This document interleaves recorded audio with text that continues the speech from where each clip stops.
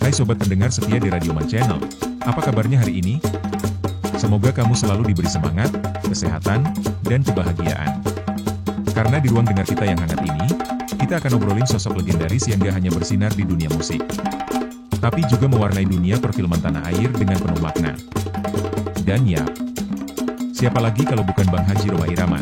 Ternyata, perjalanan Rhoma Irama di dunia film bukan sekadar tempelan karir, tapi jadi bagian penting dalam sejarah perfilman Indonesia.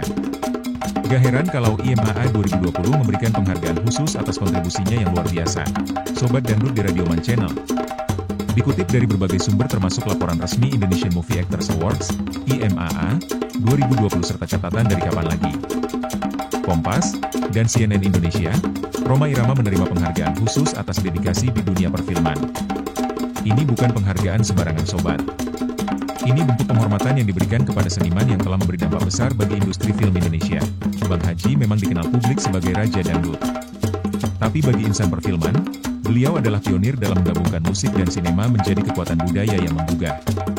Mulai dari film Perjuangan dan Doa, 1975, kemudian Darah Muda, Badai di Awal Bahagia, Gitar Tua, Nada-Nada Rindu, sampai film-film spiritual seperti Sajadah Ka'bah.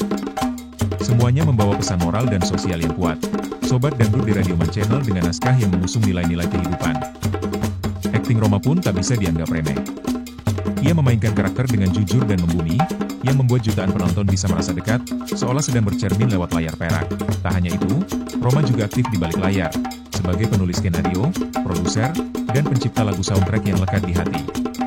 Lagu-lagu seperti Begadang, Gali Lubang Tutup Lubang, atau Darah Muda tak hanya jadi hit, tapi juga jadi napas dari film-filmnya. Penghargaan IMAA ini merupakan pengakuan bahwa kontribusi Rhoma Irama telah melampaui batas genre dan medium. Ia tidak hanya menghibur, tapi juga mendidik.